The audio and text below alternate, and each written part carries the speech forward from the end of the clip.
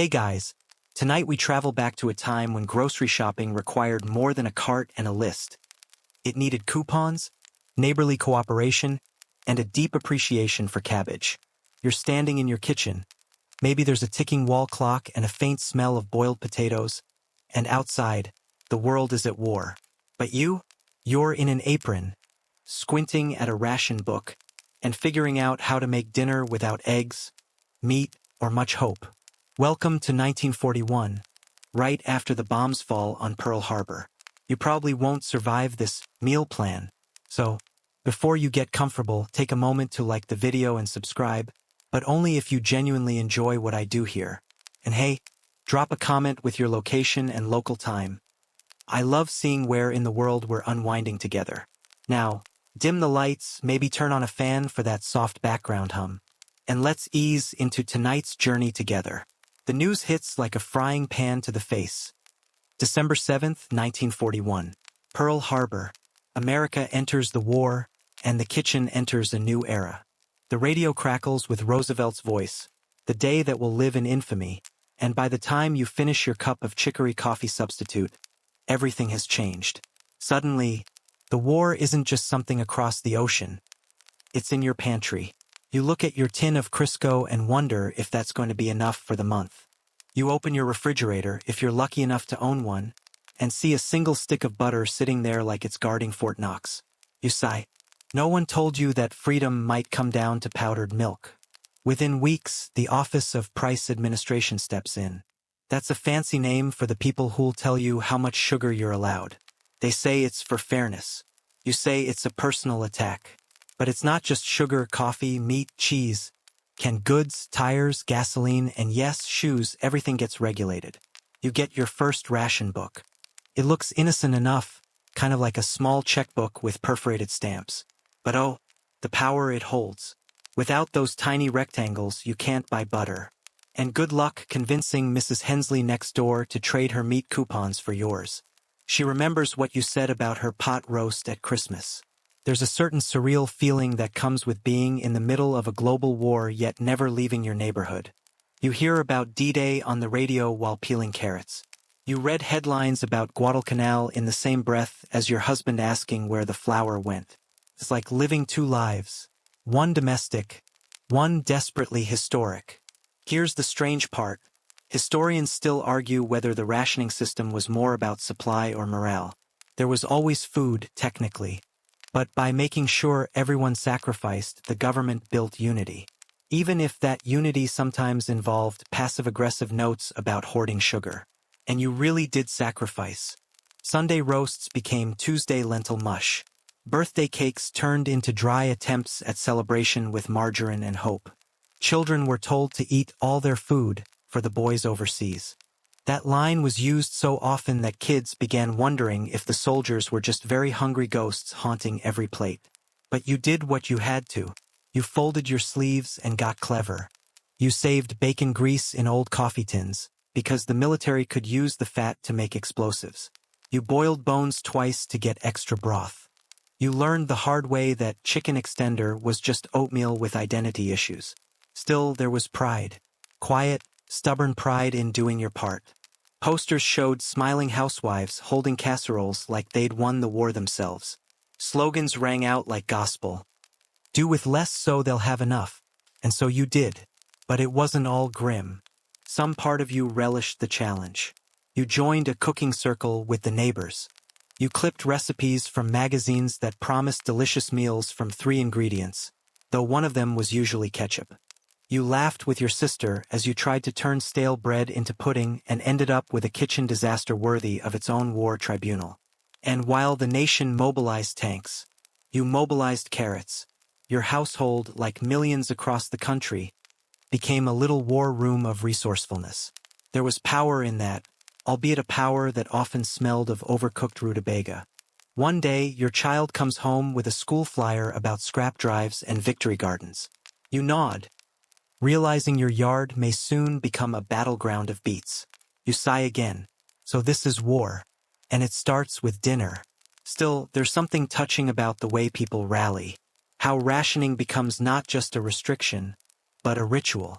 How you and your neighbors share tips, how to stretch one egg across a cake, how to barter coffee for jam, how to sneak a second coupon without looking like a monster. This community, forged under pressure. And beneath it all, the knowledge hums. You're not just cooking. You're resisting. Every substitution is a stand. Every dry muffin a silent protest. And every empty shelf at the grocer a reminder. You are absolutely part of this war, just with fewer explosions and more lentils. You're standing in the backyard now, holding a dented trowel and eyeing a patch of stubborn crabgrass like it's the Western Front. The year is 1942, and your lawn? It's about to become a victory garden. No one told you that patriotism would involve so much weeding. You thought victory might taste like champagne. Turns out it tastes like turnips. The government's new campaign hits every radio, magazine, and poster. Grow your own. Can your own? It's victory from the ground up. Suddenly, your neighbors are trading rose bushes for carrots. You've never seen so many tomato seeds exchanged in hushed tones behind white picket fences. Why grow a garden? Well, it frees up food for the troops. Commercial growers can send more produce to the front lines if civilians fend for themselves. Also, it gives people something to do other than panic or hoard shoe polish. So you dig, and dig. You plant spinach, green beans, lettuce, maybe some squash if you're feeling cocky. It's all very hopeful, until you remember you haven't successfully kept a houseplant alive since 1936. Still, the nation believes in you because 20 million Americans will end up planting their own victory gardens. Even Eleanor Roosevelt puts one on the White House lawn. Talk about high-pressure gardening. The first few weeks, it's chaos. Your neighbor Frank plants beets next to his marigolds and ends up with a flower bed full of confused squirrels. Kids accidentally pull up seedlings, thinking they're weeds. And no one knows how deep to plant parsnips, which seems like a trick question anyway. Historians still argue whether victory gardens made a massive impact on food supply or just on morale. But by 1943, they're producing nearly 40% of America's vegetables. And your dinner plate looks noticeably greener, even if your kids stage a quiet rebellion every time kale appears. Gardens pop up everywhere. Rooftops in New York, alleys in Chicago, even fire escapes. City dwellers grow carrots in buckets and onions in window boxes. You start swapping tips with the woman who runs the bakery. She knows how to get radishes to sprout like a miracle. She also knows where to get extra canning lids, which makes her basically royalty. Canning becomes the next step. You don't just grow food, you preserve it. You stand over a boiling pot in the heat of August, sweating into your glasses, sealing jars of tomatoes like they're gold bars. There's a rhythm to it: wash, blanch, pack, seal. And a kind of pride when the pantry fills with mason jars lined up like well-behaved soldiers. You even take a class offered by the local extension service: how to pickle, how to prevent botulism, how to survive another zucchini harvest. One woman in the class admits she's growing vegetables she hates, just for the glory of not buying them. That's wartime logic for you. Your garden changes how you think. You stop wasting food. You learn to compost. You start seeing dandelions as suspiciously edible. And you discover the unspoken hierarchy of produce. Tomatoes are the celebrities, cucumbers are workhorses, and rhubarb? Well, rhubarb is an acquired taste with a superiority complex. It also changes your conversations. Instead of gossiping about who wore what to church, you now debate crop rotation. You show off your snap peas like they're grandchildren. And when someone says their beans are stunted, you nod gravely, as if discussing war casualties. Then there's the competition. Mrs. Adler down the street claims her lettuce won first prize at the county fair. You're skeptical; it looked suspiciously store-bought. But you say nothing because wartime manners are still manners. Kids get involved too. They're sent home with little pouches of seeds and grand dreams of feeding the nation. Some do okay. Others accidentally overwater and grow a single soggy radish. But it teaches them responsibility and gives their parents 30 minutes of silence, which is priceless. Some families turn their entire yards into farms. Chickens appear, goats even. One family on the edge of town somehow gets their hands on a pig, which becomes both a mascot and an unspoken deadline for Christmas dinner. You remember your first full harvest. You haul a basket of lumpy vegetables into the kitchen like you're offering tribute to the gods. The potatoes are misshapen. The cucumbers are slightly bitter. But they're yours. And that counts for something. The food from your victory garden doesn't just fill bellies. It lifts spirits. You serve salad with stories. You serve stew with pride. And you get very good at saying, "It's supposed to taste like that." And late at night, when the wind rustles your tomato vines and the radio hums another war update, you find yourself oddly grateful. Because while the world feels like it's falling apart, your garden is growing. There's dirt under your nails, hope in your pantry, and peas on your plate. Somehow that feels like victory. You step into the corner grocery store with a ration book tucked under your arm and a head full of strategy. Gone are the days of aimlessly wandering the aisles, tossing bacon and butter into your cart like you're Gatsby at a garden party. Now, you calculate every purchase with the precision of a chess master, and your opponent, the U.S. Government's Office of Price Administration. Rationing begins in 1942, and just like that, your shopping trip becomes a war effort. You flip open your little booklet. Rows of stamps printed in patriotic red and blue. They look innocent enough, like carnival tickets or coupons for a school bake sale. But these tiny slips control your access to meat, sugar, coffee, canned goods, and more. Forget money. The real currency now is point value. It's a strange new math. That tin of peaches? 24 points. Ground beef? 16 points a pound. A can of beans? A humble 8. You learn to weigh your cravings against your rations. Do you splurge on a single jar of strawberry jam or spread the points over 3 less glamorous cans of lima beans? Historians still argue whether lima beans were a blessing or a culinary crime.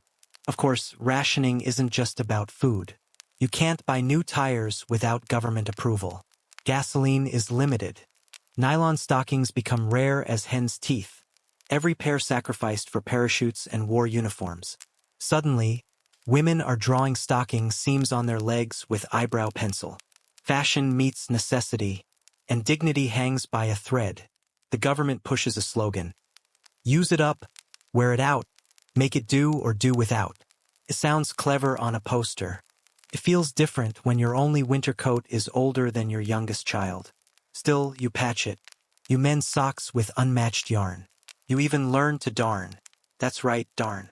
The verb your grandmother used like it was a spiritual calling. You get creative in the kitchen too. There's wacky cake with no eggs or butter. Mock apple pie made from Ritz crackers. Spam becomes a national delicacy or national running joke, depending on how many times it lands on your plate. And margarine comes in a bland white block, and you need in a little packet of yellow dye to make it look like butter. Nothing like squishing your own spreadable illusion, but there's a strange camaraderie in all this thrift. You swap recipes with neighbors, victory stew, wartime loaf, anything soup. Every dish comes with substitutions and a side of gallows humor.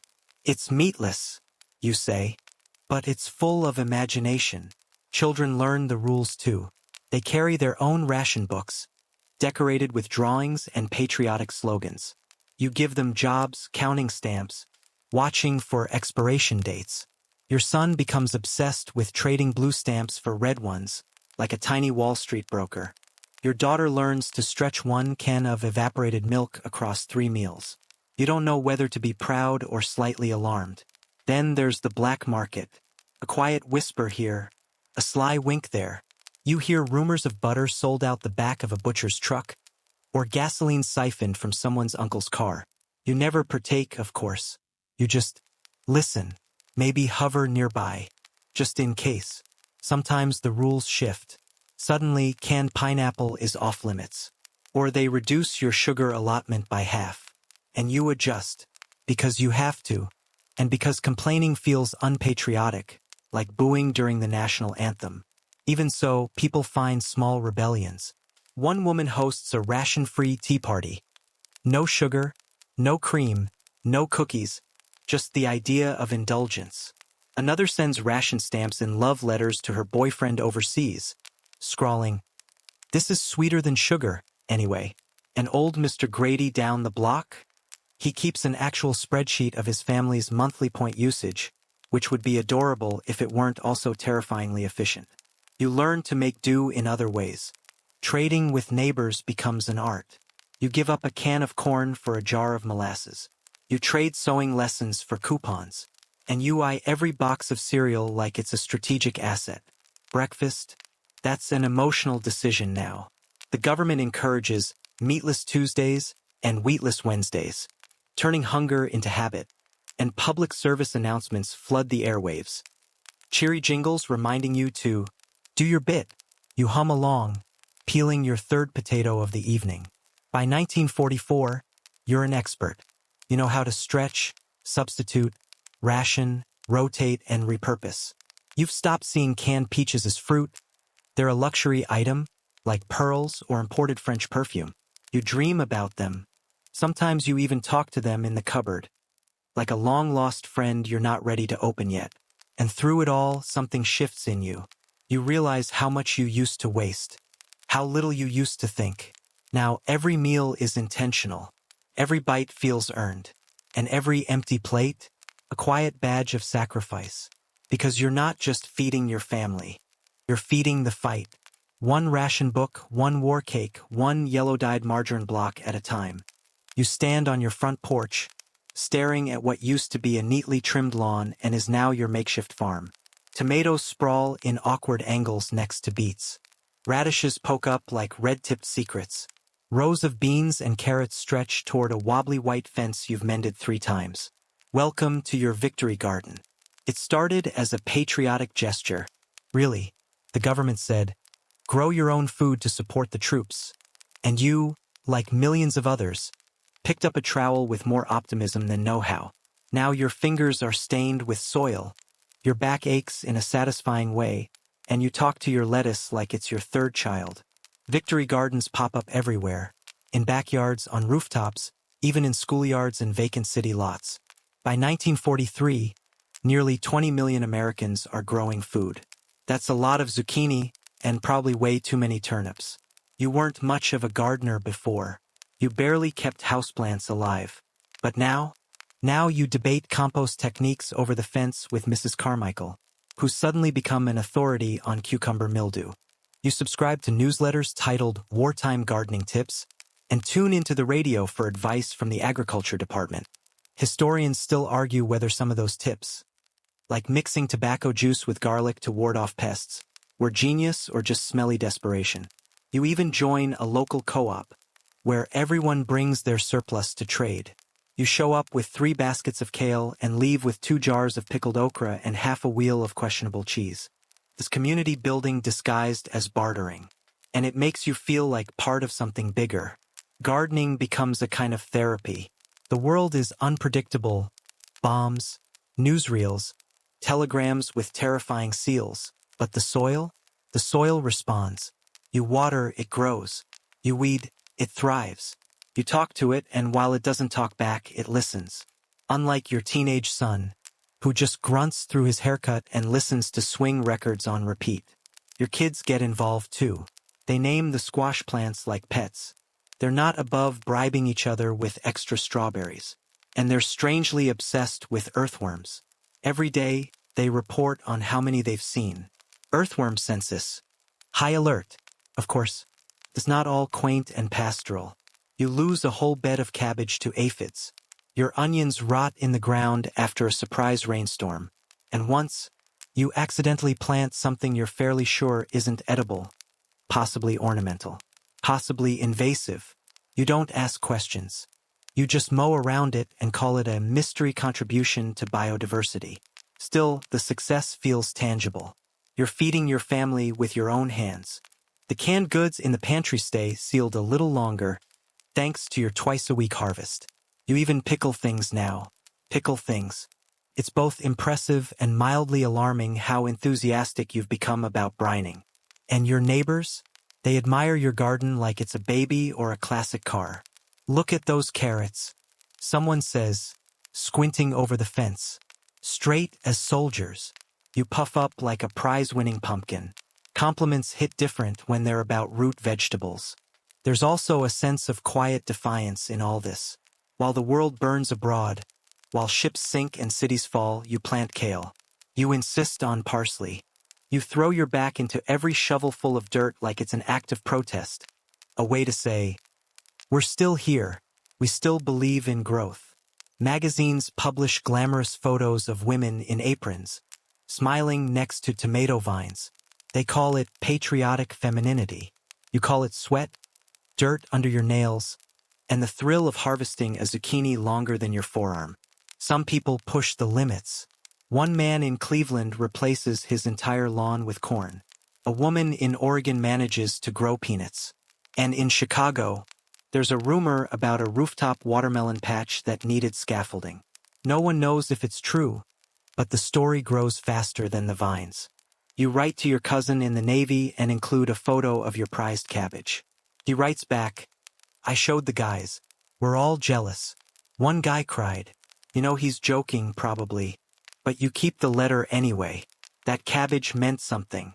Eventually, the city holds a produce contest. You enter on a whim. Your green beans don't win, but your rhubarb gets best in color and a coupon for 10 cents off a garden hose.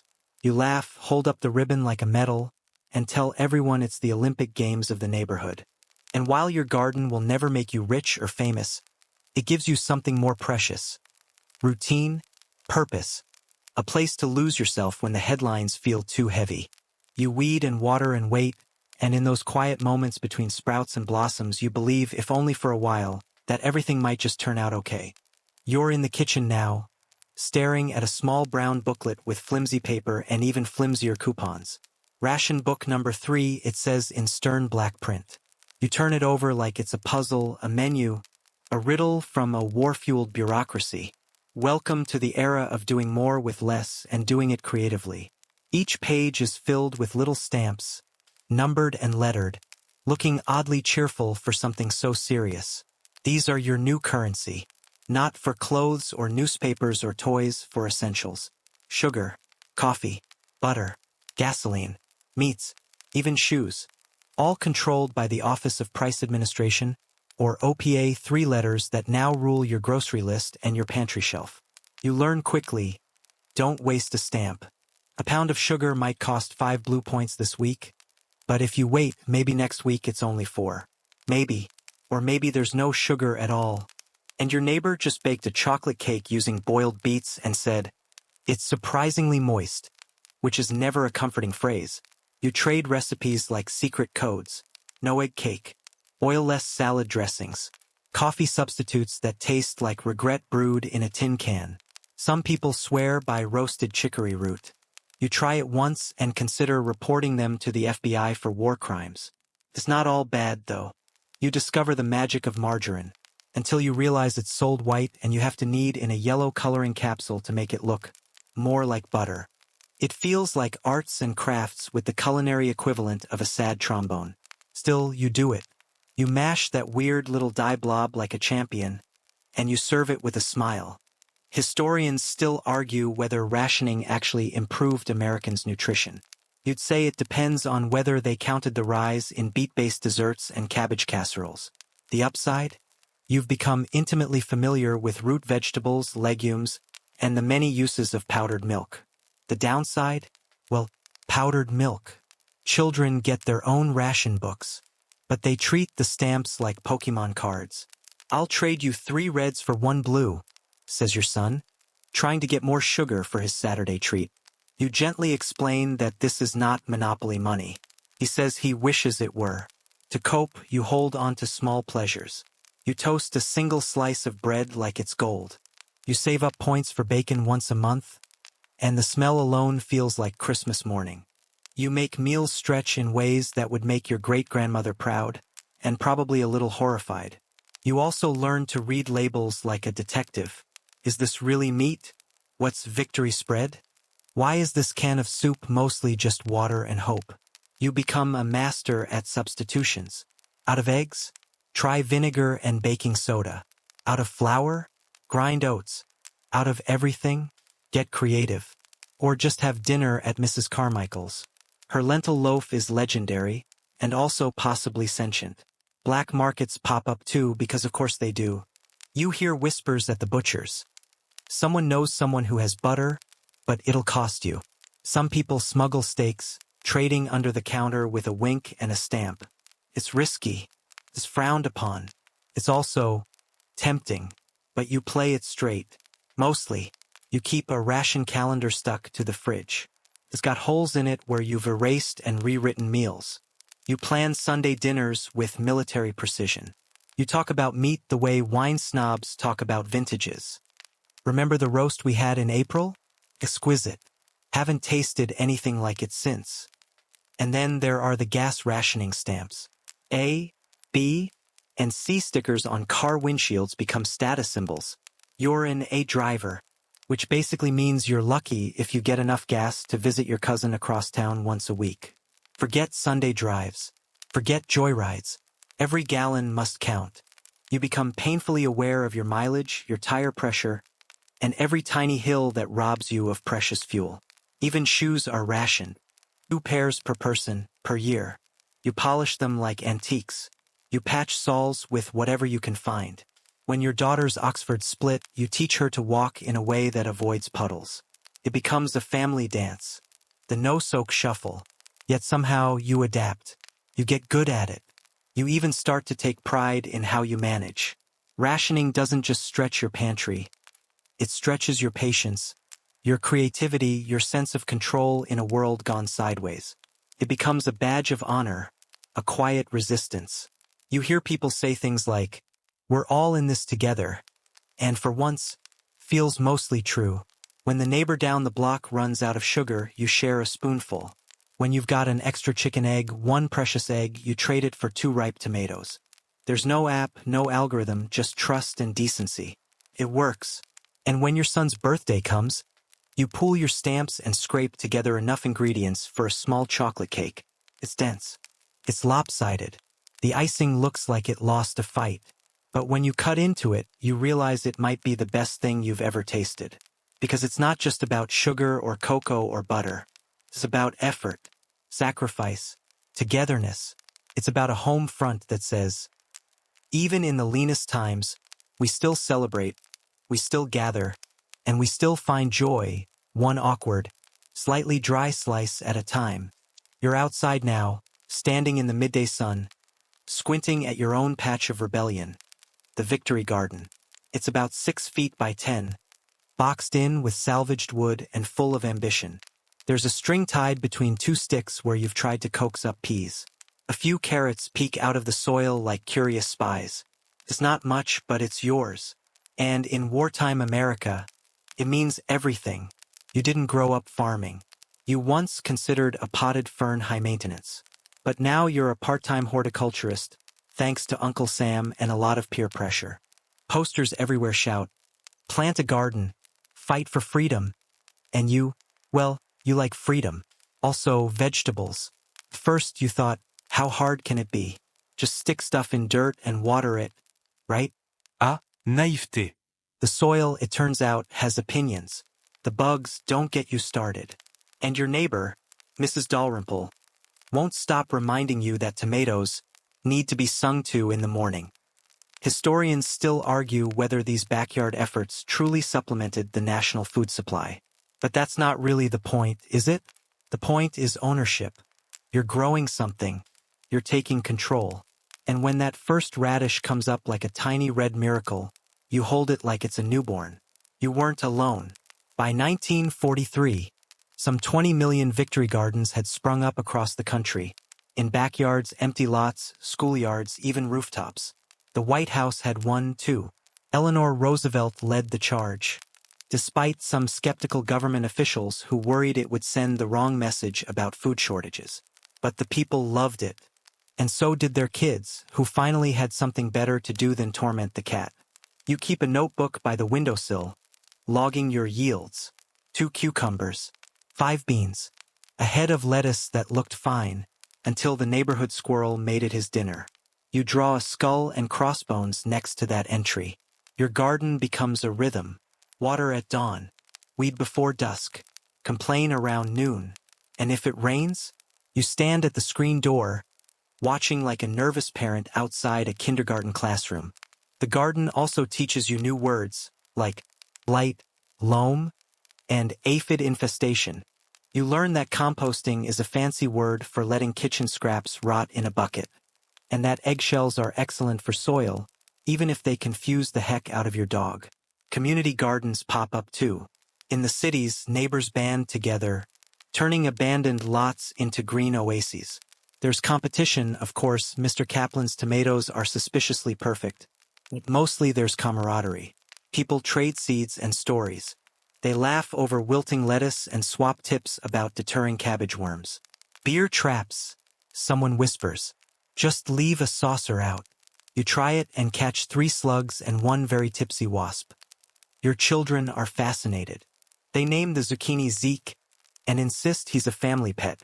You let them believe it. You figure they'll get over it before dinner. Some days, you feel like an alchemist. You turn dirt and sweat into something tangible. When you finally pull up a whole row of potatoes, you feel like a magician. The simple joy of unearthing food. It changes you, makes you grateful, makes you slightly smug. You hang a little sign on your fence. Our garden is our victory. It's cheesy. It's earnest. You mean it completely. Of course, not everything thrives. The onions never stood a chance. And the broccoli? You're pretty sure it's plotting against you. Still, you persevere. You read pamphlets. You listen to the radio segments. You even try a wartime gardening podcast. Oh wait, not invented yet. There's something deeply American about this whole endeavor. The independence, the ingenuity, the mild distrust of store-bought produce. Even your grandfather, who once called gardening dirt therapy, gives you a nod of approval when he sees your snap peas climbing the trellis. Sometimes, you bring a basket of extra greens to the church potluck. People smile, ask how you got your spinach so tender. You say something vague about sun cycles and feel like a rock star. Your spouse calls you Farmer Brown and kisses your cheek when you come in from the yard smelling like basil and mosquito bites. It's a compliment, you think. In between harvests, you reflect. This little plot has become more than food. It's a message to the war, to the chaos, to the ration books and headlines and quiet worries. You're saying, we can still grow things. We can still make something good. And when the mail arrives, with its usual stack of war updates and government flyers, you don't open it right away. First, you check the soil. You run a hand through the basil. You whisper good luck to the beans. Because somewhere between the seed packets and the sunburns, your victory garden has become your sanctuary. A small, stubborn gesture in the face of uncertainty. And like the country itself, it's holding on. Rooted, resilient. You're standing in line again. The bakery smells of flour and patience. Everyone's holding a small booklet, soft and worn, with pages curling at the edges. Your ration book. It's a strange kind of currency, these little slips of paper. Blue stamps for processed goods. Red ones for meat and fats. Each one tightly controlled, tracked, treasured. Today, you're here for sugar. If the grocer has it. If your stamps match. If the stars align. There's something almost sacred about ration stamps. You tuck them into an envelope like heirlooms. You flip through them at night like baseball cards. Every page reminds you, you're part of something bigger. You're part of the war effort, even if you've never seen a battlefield. Historians still argue whether the U.S. Office of Price Administration was too strict with its rationing, or just strict enough. But what's clear is this, it was fair. Or at least it tried to be. Everyone got the same.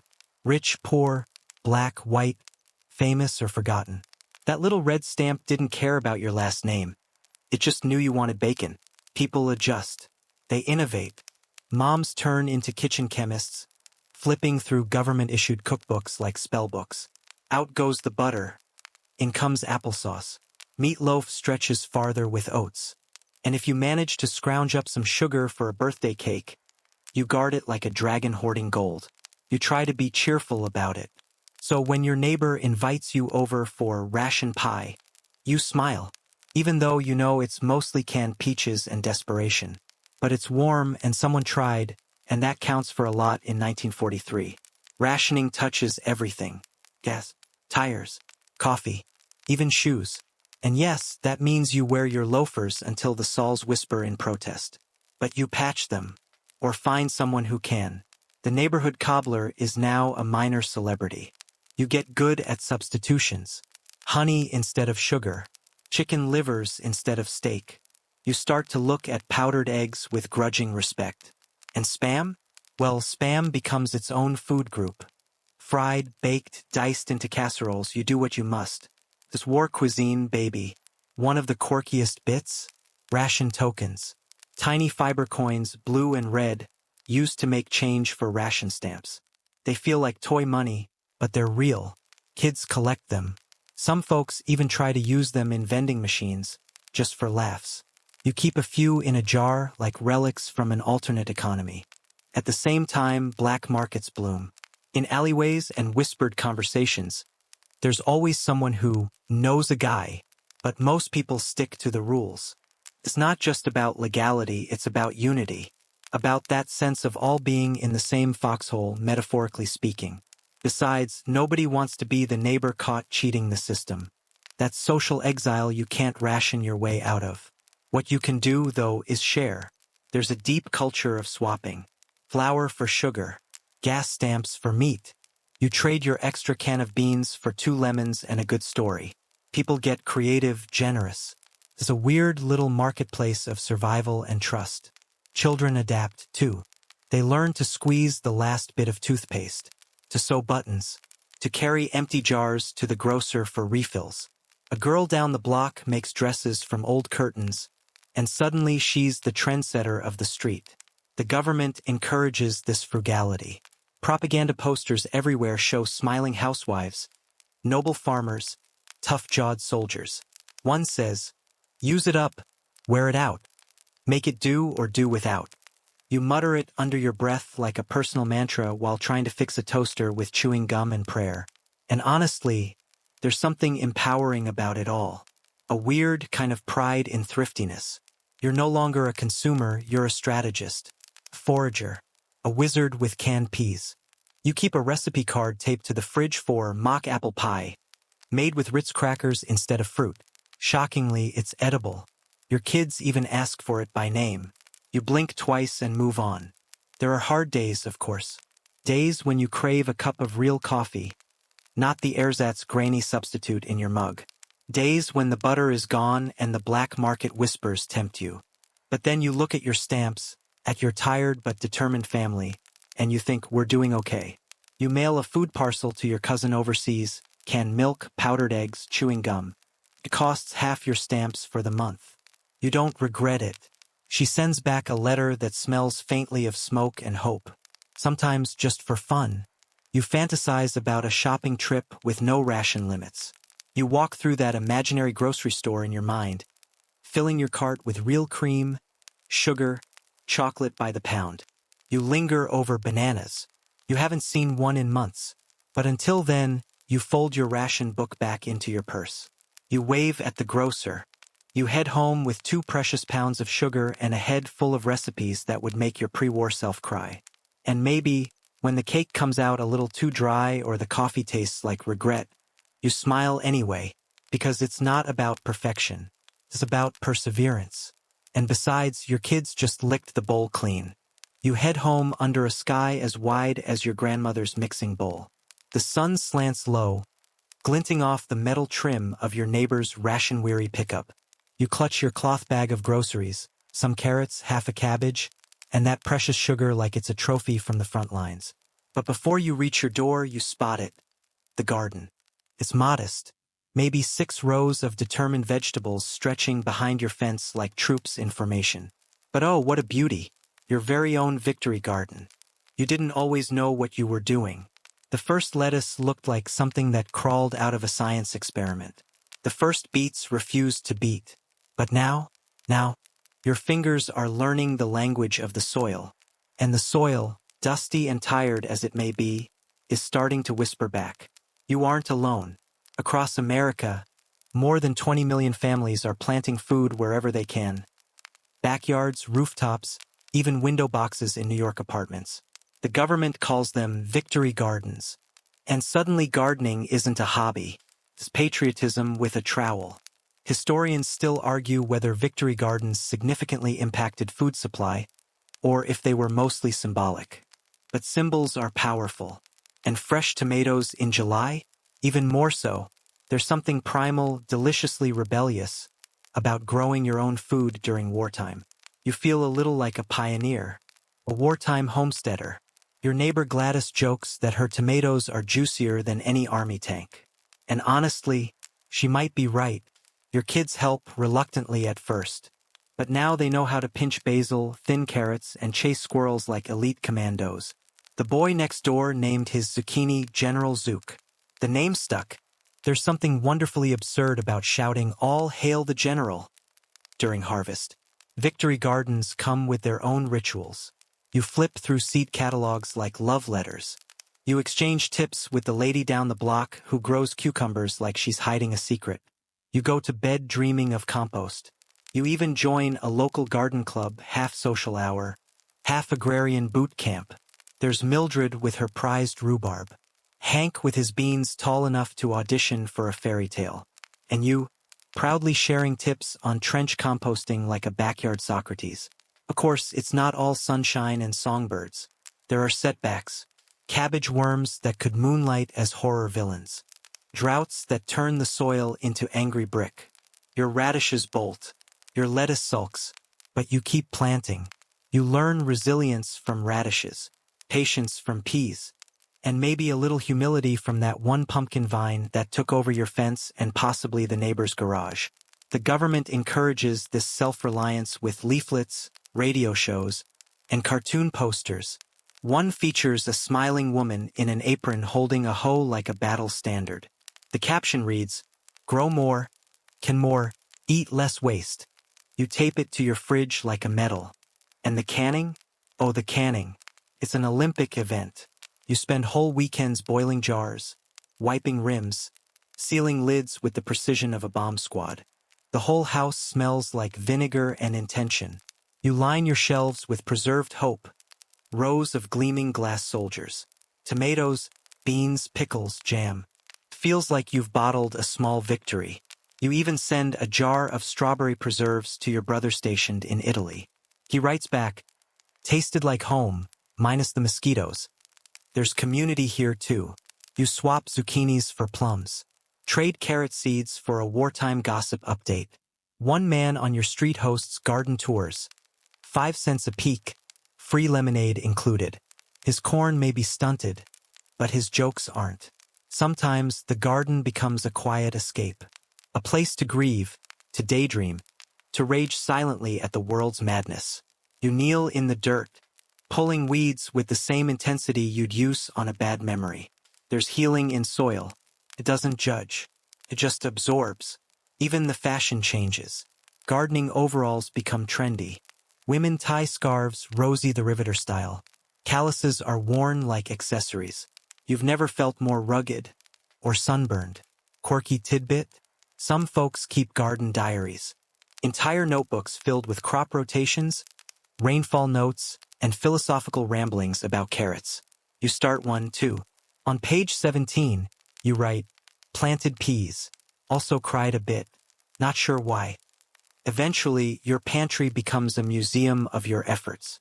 Every labeled jar a chapter. Peaches, July 44. Heavy rain. First kiss under the mulberry tree. Or, pickled beets. Terrible experiment. Never again. And through it all, you feed your family. Not just their bellies, but their spirits. You serve fresh salad and say, "This is freedom food." They laugh, but they eat every bite. So when you see the war reels play at the theater, and the boys march forward across distant shores, you think of your little garden plot. You think, maybe this matters. Maybe your turnips are part of the turning tide. After all, you're not just growing food. You're growing resilience, connection, hope, and you're doing it with muddy boots and a smile that smells like basil. The days get shorter, and the garden slowly shifts from a lush playground to a quiet promise. The goldenrod waves farewell, and your fingers trace the last warm dirt before winter claims the land again. But before the frost, there's one more tradition, the seed saving. You gather the dried pods and wrinkled bean husks like precious treasure. Each seed is a tiny time capsule, a hope you tuck away for next spring's rebellion against the barren earth. You package them carefully in envelopes, sometimes swapping with neighbors who swear their tomatoes grow sweeter. Historians still argue whether seed exchanges during wartime had a lasting genetic impact on American crops, or if they were more about community morale. Either way, you know there's magic in holding a seed, tiny, unassuming, yet filled with the power of renewal. There's a kind of reverence in seed saving. You whisper the names of the plants as you tuck them away. Sweet basil, black beauty zucchini, crimson clover. You imagine the roots stretching underground, waiting for their cue. On a chilly evening, you sit by the radio, the soft crackle mixing with the wind outside. The announcer's voice reports ration updates, news from the front, and, of course, gardening tips. You feel connected, not just to your neighbors, but to the whole country, united by shared sacrifice and soil-stained hands. The Victory Garden isn't just about food or survival. It's about identity, about reminding yourself that you matter, that even when the world is spinning wild and unpredictable, you can still nurture something steady and true. Your children grow up knowing how to plant a row, how to stew greens with a pinch of salt, and how to savor the taste of self-reliance. You wonder if one day they'll tell their own children about the Great Garden of 43, where a small patch of earth became a front line of hope. Some gardens fade away, forgotten under decades of concrete and commerce. But some survive, passed down like heirlooms. And the stories? They live on, whispered between rows of corn and beans. You smile as you recall how once, just once, your zucchini was so enormous it could have been a football. You called it the victory squash. And for a day, you were a legend. And so, as the garden sleeps under its winter quilt, you rest too, dreaming of green shoots breaking through the thaw, of hands digging and hearts growing. Because in these small, muddy battles, the spirit of America stays rooted, quiet, resilient, and always hopeful. The ration books come next, those little booklets of power and limitation, tucked into pockets and purses across the nation. They're your passport to everything from sugar to meat to gasoline, and your reminder that the war isn't just overseas. It's at your kitchen table. Each stamp used is a small victory, a silent promise kept to the soldiers far away. You remember the awkward shuffle in the grocery line, hands clutching ration books, the cashier counting stamps as if they were precious gems. The conversations, half-whispers about black market rumors, secret recipes to stretch sugar, or how to make a decent loaf of bread with barely any flour. Rationing brought neighbors closer, too. When you ran out of coffee stamps, Mrs. Jenkins next door might slip you a cup of her blend, a rare treat saved for special occasions. Sharing became a survival skill, and kindness a currency richer than any coin. Historians still debate whether rationing permanently changed American consumption habits or simply delayed old appetites until after the war. For you, it was less about theory and more about daily negotiation, finding ways to make less feel like enough and sometimes even more. Some days you get creative, mixing powdered milk into cakes, turning cabbage into salads that feel festive despite the missing luxuries. Your kitchen smells like hope and resourcefulness, with a pinch of resignation stirred in. The ration book also teaches patience. You learn to wait your turn, to accept limits, and to celebrate small gains. A few extra stamps here, a sugar substitute there. It's a rhythm that humbles and grounds you. At night, the radio crackles again, this time with wartime announcements, victory reports, and tips on ration-friendly meals. The voices on air become familiar friends, their calm tones helping you drift to sleep despite the uncertainties. Looking back, you realize the ration books weren't just about control. They were a quiet reminder of shared sacrifice, a tangible symbol of how every home front citizen played a role. So you keep your ration book safe, a little relic of resilience, folded neatly with your seed packets and memories of the garden that fed more than just your stomach. And as the war marches on, you hold onto the comforting thought that even in scarcity, community and care find a way to bloom. There's a knock at the door just after lunch. A young boy, maybe 10, maybe 12, stands holding a canvas bag filled with tin cans. He's collecting scrap metal for the war effort, part of the neighborhood salvage drive. You smile, nod, and hand him the crushed tin of yesterday's peas. He grins and runs off, another tiny soldier in the home front army. Scrap drives, rubber drives, paper drives. The country turns into one giant recycling machine, and you're part of it whether you like it or not. Every bit of waste is weighed, sorted, and judged not as garbage but as potential weaponry. Aluminum pie plates might one day become airplane parts. Bacon grease could be transformed into explosives. It sounds like a stretch, but you believe it. You start saving in ways you'd never imagined. Unraveling sweaters to reuse the yarn, washing out glass jars to hold precious preserves. Even your toothbrush gets rationed, and when the bristles go, you try to fix it before giving in to a new one. Historians still debate whether these salvage efforts made a real material difference or served primarily as morale boosters. But you know this much: they gave everyone, especially kids, a way to feel useful, a part of something bigger. At school, your children bring in old rubber boots and stacks of newspaper. They learn to flatten, sort, and bundle. Some of the boys pretend they're factory workers. Others imagine themselves as G-men catching traitors who hoard copper. You smile at their enthusiasm, even when it's built on innocence and cartoonish patriotism. There's even a contest in your neighborhood. Whichever block gathers the most pounds of scrap gets an ice cream social. If, of course, anyone can find enough sugar and cream to pull it off. And it's not just the kids. You catch yourself peering into your neighbor's trash can with a suspicious eye. Did she really throw out that tin lid? What kind of American is she? Your front porch becomes a mini depot of salvaged oddities. A bucket of rubber bands, twisted bits of metal, worn-out clothes that will be repurposed into rags or bandages. It feels absurd at times, but the absurdity is masked by purpose. Even the family dog isn't spared. When the government puts out a call for pet hair to help line boots and gloves, you eye your terrier with a conspiratorial grin. He escapes the shears this time. By now, it feels like nothing in your home is immune from wartime logic. Every object begs the question: can it be used again?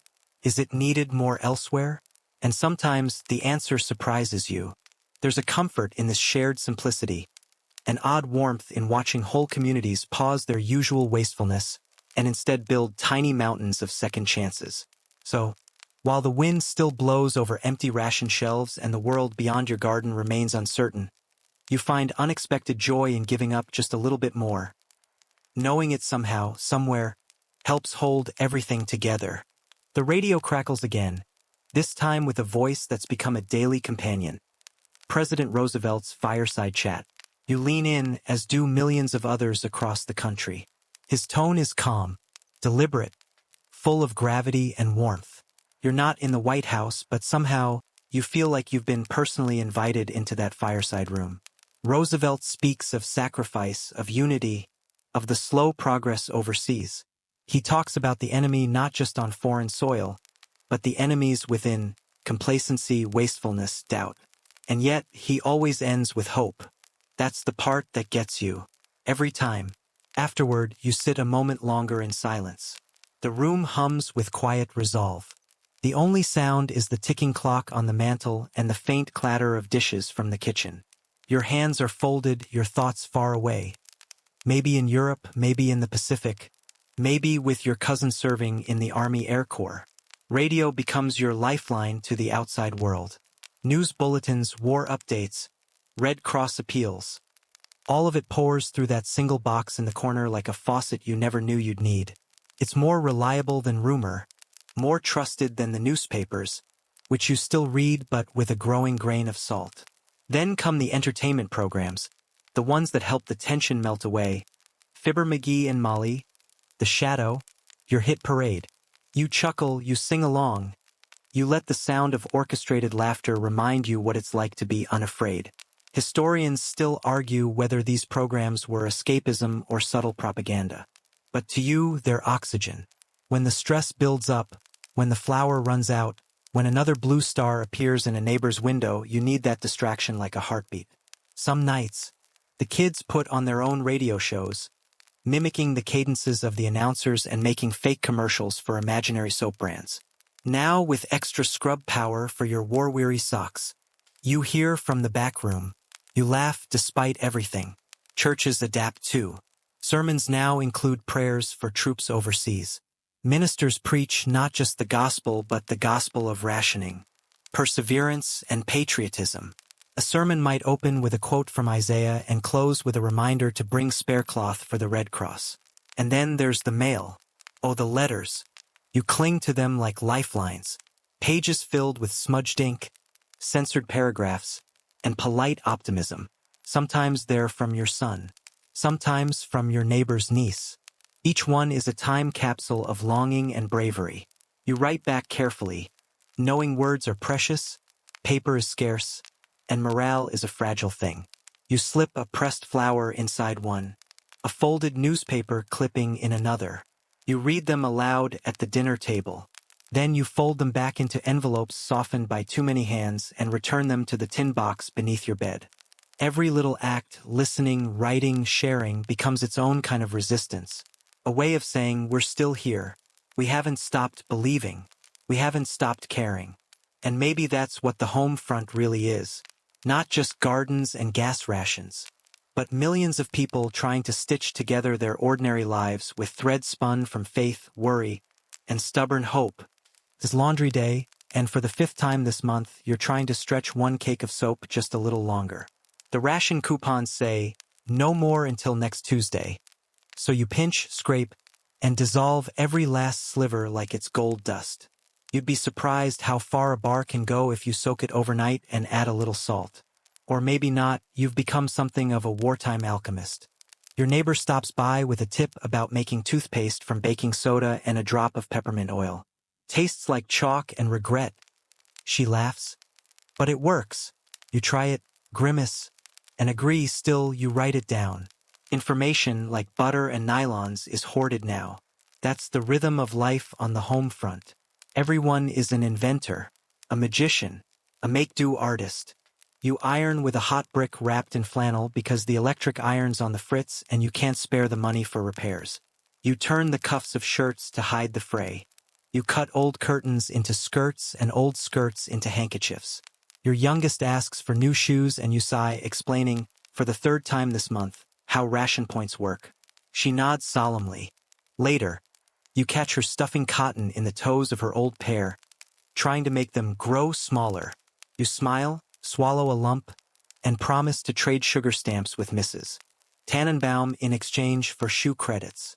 Historians still argue whether the civilian sacrifices made during this period actually expedited the war's end. But to you, those little sacrifices added up to something enormous: solidarity. You didn't have a rifle, but you had resilience. Some days feel like games, strategizing meals, stretching tea bags, swapping recipes like military codes. You can use carrots instead of sugar in cakes. Who knew powdered eggs could be a dessert? You laugh, gag, and bake it anyway. And honestly, once you're hungry enough, even carrot pie has a strange charm. The neighborhood has its own economy now. A barter system with rules unwritten but fiercely upheld. You mend someone's coat, and next week you get a jar of preserved peaches. You babysit 2 kids while their mom works a second shift at the plant, and someone else patches your roof. Even the kids are involved. They collect rubber and tinfoil and bring it to school like offerings. Some schools hold contests. Who can collect the most scrap metal? The winner gets a paper crown and a pencil box. The loser still gets applause. And everywhere you go, people talk in code. Heard from your boy? Doesn't need elaboration. Still waiting on the new stamps might mean anything from coffee to gasoline. The postman's eyes soften when he hands you an envelope. Everyone knows the weight of what's inside. Still, spirits stay bizarrely high. Maybe because fear and joy often sit at the same kitchen table during war. One moment you're crying over the news from Guadalcanal. The next, you're laughing because your husband's attempt at sewing his own suspenders went poorly. Let's just say the dog now has a new leash. Sometimes the government posters feel like they're watching you. Loose lips sink ships. Do with less so they'll have enough. They're on every wall like judgmental wallpaper. But you don't need the reminder. You've already internalized the rhythm of want and wait, stretch and savor. At night, you sit with a deck of cards. Cards that have been reshuffled so many times the corners have curled like autumn leaves. The same hand of solitaire. The same hum of the fan. The same quiet prayers whispered toward the ceiling. You've grown used to the scarcity, almost fond of it. There's a strange intimacy in it all. A closeness to the people around you, to the land that feeds you, to the stories that echo through the ration books and scraped pans and whispered goodnights. The war from here isn't medals and headlines. The saltless butter and shoes too tight. It's the echo of news on the radio and the ache in your knees from standing in lines. It's the constant balancing act between missing someone and pretending you're fine. But somehow, through all that, your heart feels fuller than it ever did before. Maybe it's because every small act feels sacred now. And because in this shared scarcity, you've discovered a kind of wealth no wallet could ever hold. You're up before sunrise again, because the garden needs watering before the heat sets in. The victory garden, your patch of hope, your backyard battlefield. Rows of tomatoes, beans, onions, and cabbages standing at attention like quiet little soldiers. The soil is dry, temperamental, but you coax it along with coffee grounds and eggshells. And there you are, stooping barefoot, in a housecoat patched more times than you can count, whispering encouragement to a bell pepper like it's your grandchild in a spelling bee. Just a few more inches, sweetheart. Funny, isn't it? You used to be terrified of dirt under your nails. Now you cherish it. It means purpose. You're not the only one. Entire neighborhoods are full of makeshift farms. Vacant lots, rooftop boxes, even bathtubs full of carrots. In San Francisco, a schoolyard becomes a cornfield. In New York, children plant radishes between tenement buildings. Even Eleanor Roosevelt rolls up her sleeves and digs a little. It's trendy, patriotic, and just a bit chaotic. Historians still debate whether these gardens made a significant dent in the nation's food supply. But they agree on one thing: they grew something more vital than lettuce. They grew morale, self-worth, a sense of control when everything else felt borrowed or broken. You remember your first real harvest. 3 cucumbers and a mutant-looking squash. You fed 5 people with it, plus a neighbor's dog who begged at the back gate. That night's dinner was more laughter than food, but it was the best meal you'd had in weeks. Tastes like victory, someone joked. And in a way, it did. Sometimes you catch yourself pretending you're a pioneer, channeling Laura Ingalls Wilder, only with more sarcasm and fewer petticoats. You save rainwater in barrels. You learn the difference between compost and just plain garbage. You even name your worms. You trade tips like currency. Coffee grounds repel slugs. Plant marigolds to keep rabbits away. Don't talk politics with your beans. They're sensitive. That last one might have been a joke from the man 2 houses down who swears his cabbage speaks French. It's not just about the vegetables. Of course, the act of planting something, watching it grow, that's the quiet defiance. While soldiers storm beaches, you storm your backyard, trowel in hand, declaring war on weeds and despair. Meanwhile, the ration books keep you honest. Blue points for canned goods, red for meat. Each coupon a tiny reminder that you're part of something larger.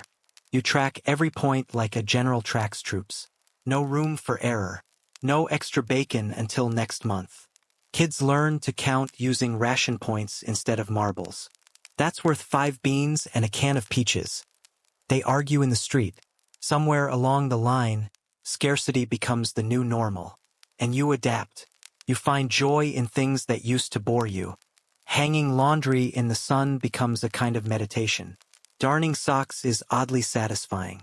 Even peeling potatoes feels like an act of devotion, an offering to the unseen effort happening oceans away. Every week you write letters, long ones, short ones, some that say everything and others that say nothing at all. We're eating well, you lie. The garden's thriving, you exaggerate. But the handwriting itself feels like a bridge, a lifeline between worlds. And then there are the radio updates. You sit by the crackling speaker, heart skipping with every headline. You listen for names you recognize. You dread the pauses, the sudden drop in the announcer's voice. But you stay. Always. There's a rhythm now, a strange and solemn music to these days. Rise early. Tend the garden. Cook from scraps. Write the letters. Listen to the war. Repeat. And yet, in that repetition, you find something solid. Something kind. Sometimes the wind shifts just right and you catch the scent of honeysuckle blooming beside your cucumbers. You pause, breathe, let yourself feel it fully. The sweetness, the simplicity, the quiet reminder that beauty still sneaks in, even during wartime.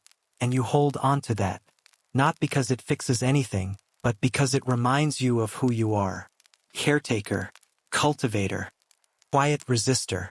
A woman with soil under her nails and stubborn hope in her heart. Summer draws to a close, and with it, another growing season. The garden slows. The beans yellow, the tomatoes soften, and the cabbages take on that odd smell they always do when they've lingered too long. Still, you gather each fruit, each leaf like it's a medal earned. You lay them out on the kitchen counter. What was once just dirt and doubt has become a mosaic of sustenance.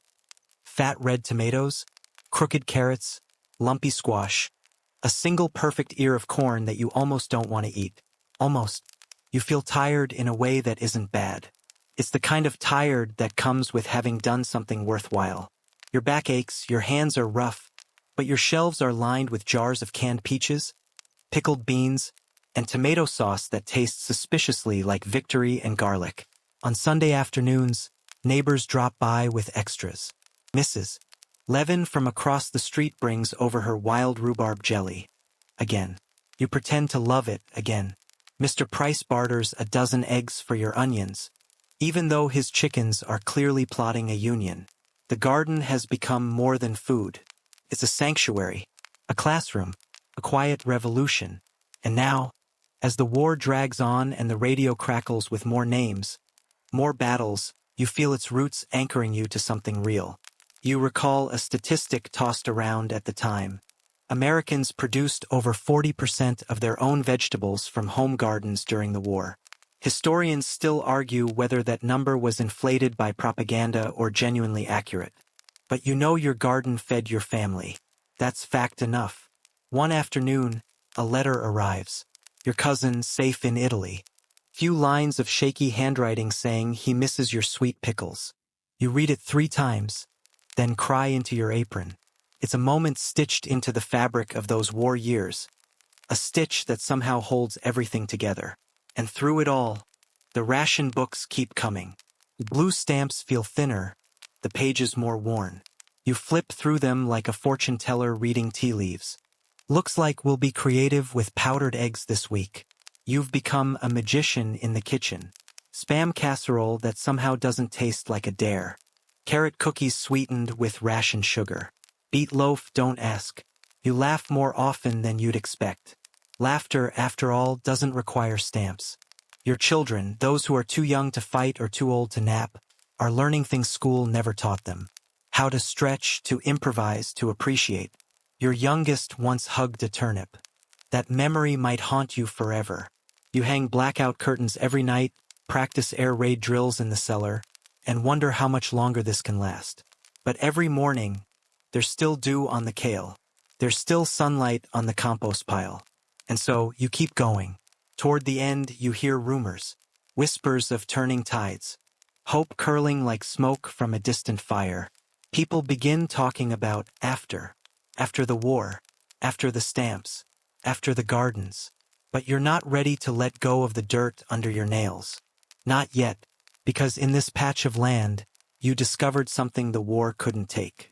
Community, purpose, joy in small things, the sweet defiance of growing tomatoes during chaos. And that's something you'll carry with you, long after the last coupon is clipped and the last bean is picked. As you sit on the back steps, looking over your slightly unruly rows of plants, a breeze brushes your cheek. It smells like soil and possibility, like endings and beginnings all mixed together. And for a moment, just a moment, you believe, truly believe, that even when the world goes to war, people can still choose to grow something. The war is still raging overseas, but here at home, something unexpected is blooming. You step into the backyard of a small bungalow in Des Moines. The soil is freshly turned. The air smells faintly of tomato leaves and compost. And right there, next to the picket fence, an old man in suspenders is coaxing pole beans up a string trellis while humming, "Don't sit under the apple tree." It's not just a garden. It's a victory garden, and it's part of a nationwide grassroots effort to grow hope in edible form. Across the country, Americans have become amateur horticulturists almost overnight. Backyard gardens pop up behind brownstones in Brooklyn, between row houses in Philadelphia, and even on rooftops in San Francisco.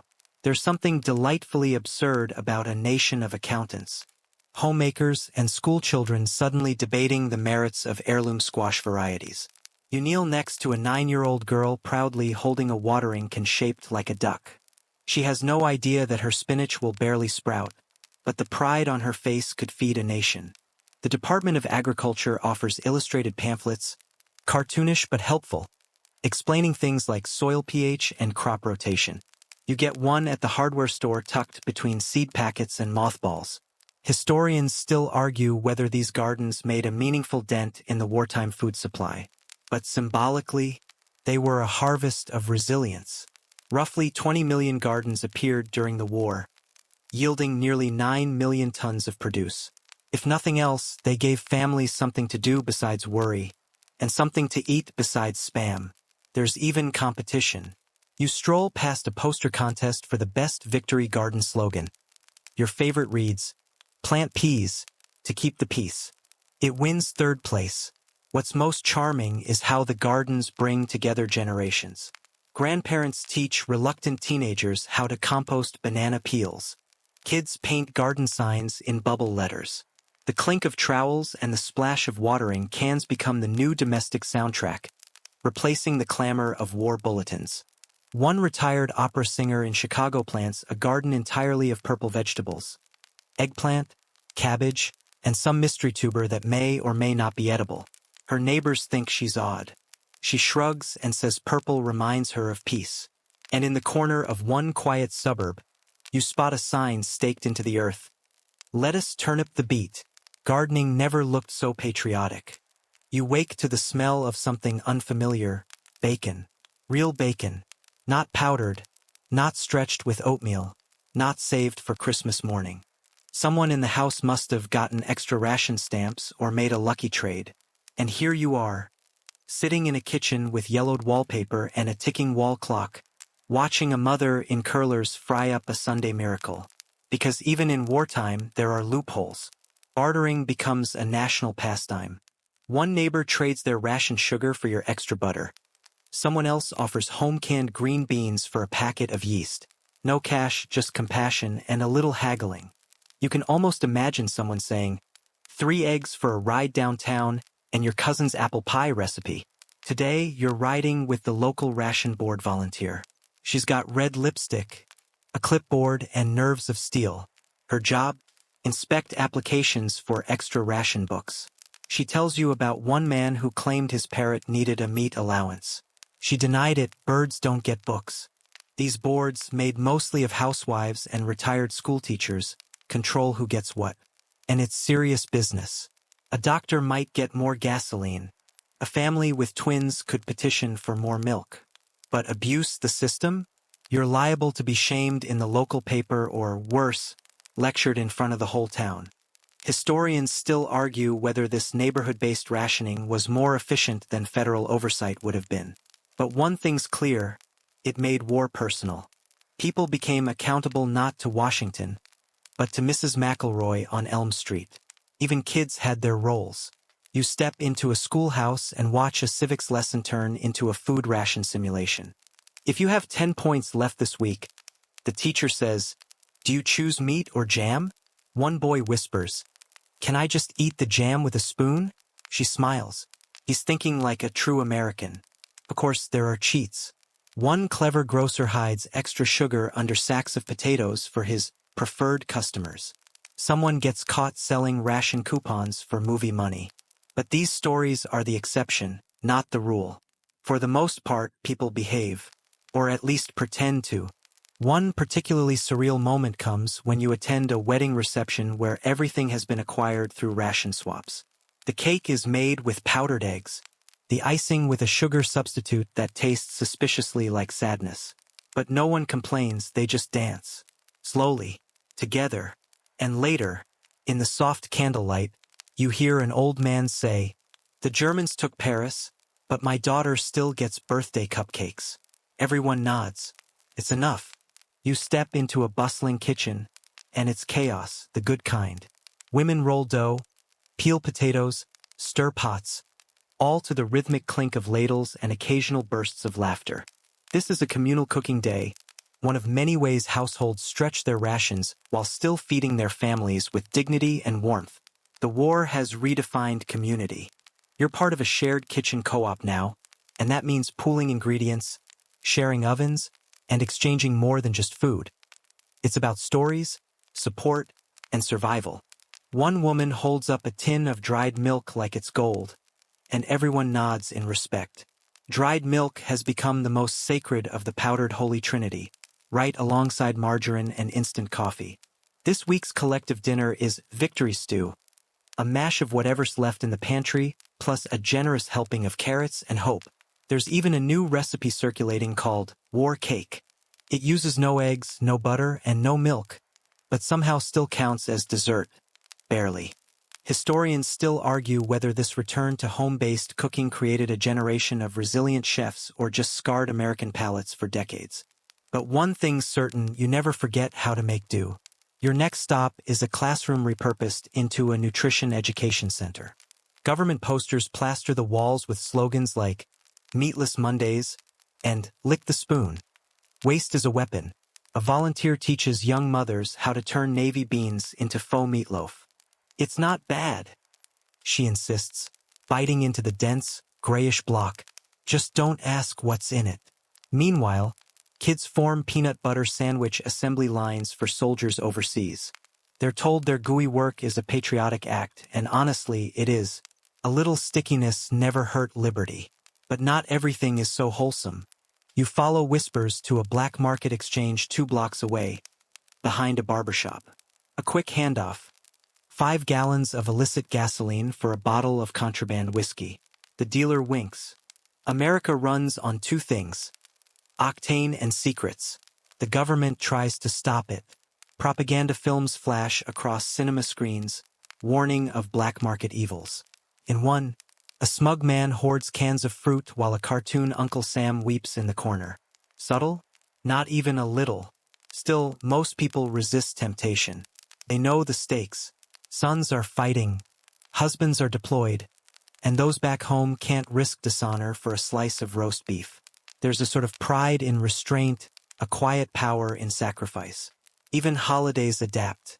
Thanksgiving 1943 means fewer side dishes, more creative substitutions, and a lot of explaining to the younger kids why the turkey is actually a stuffed squash. But the gratitude? That's very real. Families give thanks not just for food, but for one more year together. And just as you're about to leave, a neighbor waves you over. "Want to see something better than pie?" She opens her pantry. Inside, perfectly labeled jars of home-canned peaches gleam like amber jewels. She grins. "These got me through last winter. Better than a boyfriend." You laugh. She's right. In 1944, fruit is love. You shuffle into a packed auditorium where a tall man in suspenders taps a chalkboard with the kind of urgency that can only mean one thing: Victory Garden Training Session. The board is cluttered with doodles of carrots, lettuce heads, and something labeled chard that looks like a lettuce wearing a cape. "Plant by the moon," he says with a wink. "Or don't. But if you skip your compost, may the pests take pity on you." That's the spirit of 1944. Everyone's a little superstitious, a lot underqualified, and very determined to grow their own food. You crouch beside a row of gangly tomato seedlings and murmur encouragement. It's your first solo planting, and you've named each vine after your nieces. Edna's already drooping. Classic Edna. Historians still argue whether the sudden national obsession with amateur agriculture actually produced enough food to matter. But in this moment, crouched in a patch of turned soil with a blister on your palm and a prayer in your chest. It matters. You visit other neighborhood gardens. Some are tidy and symmetrical, others look like botanical riots. In a surprising twist, suburban families begin competing over who can grow the largest zucchini. Zeke the zucchini earns local fame when he clocks in at 16 pounds and gets his own photo in the newspaper. His proud owner bakes zucchini bread for 2 weeks straight. Meanwhile, children are recruited as junior gardeners. They dig shallow trenches and call them irrigation systems. Their fingers are perpetually dirty, their joy immeasurable. You hear a 6-year-old yell, "My carrots beat the Nazis," and you don't even question it. 1 block over, an elderly couple tends a garden shaped like the American flag. Red chard, white onions, and a questionable attempt at blue cabbage fill the beds. They don't need the food, really. They just need the routine, the comfort of cultivation. Gardening has become the therapy of the era. But there's another garden you discover, one no one boasts about. It's behind a boarding house for war widows. Quiet, somber, full of soft herbs and shadowed memories. They don't label their plants. They don't compete for the best tomato. They just sit, sip weak tea, and watch green things grow as proof that life continues. Back at your own garden, there's been a theft. 2 heads of lettuce, gone in the night. You're furious for a moment. Then you remember a neighbor with 5 kids and no ration stamps left. You deliver a basket to their doorstep the next day, adding one of Edna's tomatoes for flair. No note needed. They'll know. Radio reports begin trickling in. Allied forces advancing, German retreat, Pacific victories. Hope starts to sprout alongside your squash. You can feel the war shifting, not over, not by a long shot, but leaning towards something like peace. In a final act of seasonal pride, your community hosts a garden jubilee. There's a vegetable parade. Yes, someone dressed as a dancing beet, a canned goods swap, and a best improvised salad contest judged by the town librarian. Her criteria? Mouth feel and metaphor. Your salad wins 2nd place. It's bitter and crunchy, just like 1944. You fall asleep that night dreaming of cucumbers and paratroopers. Strange, yes, but perfectly reasonable for a world where kale is patriotism. The war winds down, and the ration books are clipped and tucked away like old love letters. Victory gardens, once a necessity, begin to fade from front yard pride to quiet memories, whispered over backyard fences. You walk past your now fallow patch and pause. There's a gentle sadness in the soil that's rested, waiting. Communities gather to celebrate the end of the conflict. Victory parades roll through streets lined with waving flags and tear-streaked faces. But beyond the brass bands and speeches, a quieter victory lingers, the resilience stitched through every seed sown, every ration carefully counted, every meal stretched just a little further. Historians still argue whether the home front food effort was more symbolic than substantive, but there's no doubt it shaped a generation's relationship to food, nature, and community. Those who tended the gardens and clipped the ration coupons found a thread of control in uncertain times, a small patch of normalcy amid global chaos. You recall the sound of children's laughter among the bean stalks, the scent of freshly baked bread rising from neighbors' kitchens, and the soft clink of ration stamps exchanged with a nod and a smile. These ordinary acts became extraordinary lifelines. And now, decades later, the echoes of those gardens still bloom. Modern movements sprout in their honor, urban farms, community gardens, and a renewed passion for self-sufficiency. It's as if the soil remembers, holding tight to stories of hope and grit. As you close this chapter, imagine the world slowing down around you. Windows cracked open, a soft breeze rustling leaves, and the quiet reassurance that even in the hardest times, growth finds a way. So rest now. Let the soft hum of history lull you to sleep, wrapped in the gentle comfort of victory gardens and ration books, where empty wallets met full hearts. Now that the stories come full circle, you settle deeper into your pillow, feeling the weight of history ease away like the last rays of a sunset. The days of rationing and relentless gardening may seem distant, but their echoes are warm blankets around the shoulders of time. Imagine the quiet crackle of an old radio, the faint rustle of leaves in a small garden, the steady pulse of a nation holding its breath and then exhaling. These are the gentle sounds of resilience and hope, woven through ordinary lives that did extraordinary things without fanfare. You may never have planted a seed in desperation or clipped a ration coupon with trembling fingers, but in these stories, you touch the roots of a shared human experience, the quiet courage of everyday people who faced hardship with humor, kindness, and stubborn determination. Let your breathing slow. Picture the soft green shoots breaking through the earth, the first blossoms unfurling in the dawn light. Feel the calm certainty that growth follows patience, and peace grows from tending even the smallest patch of land. There's comfort in knowing that history isn't just dates and battles, but people like you, finding ways to nurture life, community, and hope when it seemed all might be lost. Now, close your eyes, let your mind drift to those gardens of the past, and know that in this shared quiet, you're part of a story much bigger than yourself. A story that continues with every new seed planted, every meal shared, and every heart full of quiet strength. Sweet dreams.